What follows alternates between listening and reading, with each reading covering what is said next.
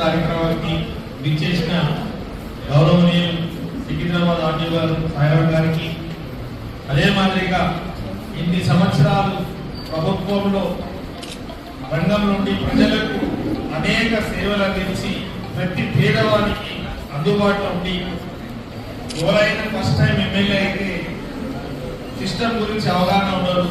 అయినా కానీ నేను ఫస్ట్ టైం ఎమ్మెల్యే అయినా కూడా అశోక్ గారితో, ఎంఆర్ఓ గారితో, పాండు గారితో, మిగతా వాళ్ళందరూ బాగా సపోర్ట్ చేసి నాకు ఈ 1 year ఎక్స్పీరియన్స్ వీళ్ళతోటి ఎంతో బాగా ఉంది. చాలా ఇన్ఫర్మేషన్ నేర్చుకున్నాను. ఎప్పుడు అడిగినా కూడా అన్ని విషయాల్లో తక్కువని ఫోన్ లేపి చెప్పిన ఇన్ఫర్మేషన్ ఇచ్చిన వారికి రిటైర్మెంట్ అవుతున్న సందర్భంగా వారికి శుభాకాంక్షలు.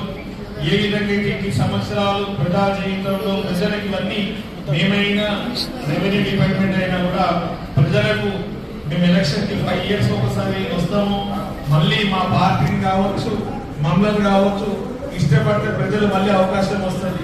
కానీ అలా కాదు. ఆ రెవెన్యూ డిపార్ట్మెంట్ లో ఎంఆర్ఓ గారిని కావచ్చు, ఆర్డీఓ గారిని ఒక రోజు అపాయింట్మెంట్ అయితే చివరి రోజు వారికి, రిటైర్మెంట్ అయ్యే రోజు వారికి ప్రతిరోజు సిస్టమ్ ని కమిటెడ్ గా పనిచేసి జనాలలో ఉండేలా ఉండి మంచి పేరు తీసుకున్న వారికి హృదయపూర్వకంగా నాకు అభినందనలు.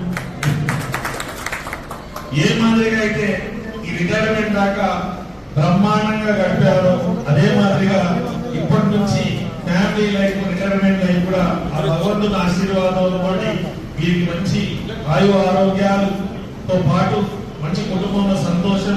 ఇదే కాకుండా నా ఒక రిక్వెస్ట్, ఇన్ని సంవత్సరాలు మనం పనిచేసిన వాళ్ళు ఇప్పుడు ఖాళీ ఉండలేదు.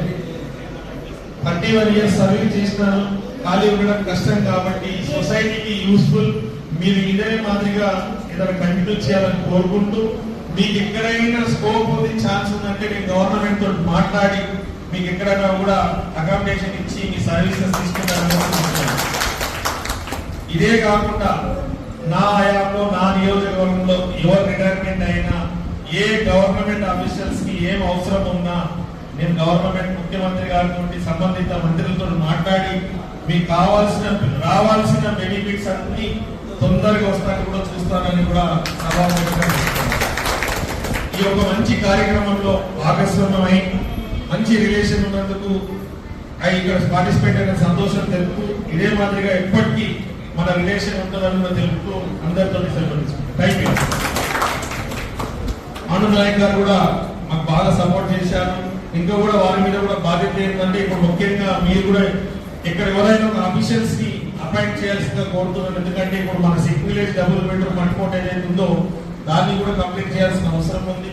సిల్వర్ కంపౌండ్ కూడా ఉన్నది దగ్గర, నారాయణ జోపిడి దగ్గర ఉన్నదాన్ని కూడా మీరు ఆలోచించి, దాంతో పాటు మీ రెవెన్యూ ఏరియాలో వార్డు 2లో, వార్డు 3లో అన్నానగర్ నుంచి తీసుకొని గన్ బజార్ వరకు ఎక్కడైనా గవర్నమెంట్ ల్యాండ్ ఉంటే మాకు లైబ్రరీ కూడా కావాలి, మీరు స్థలం కూడా ఉంటే కేటాయించాలని కోరుకుంటూ అందరితో ధన్యవాదాలు. Thank you.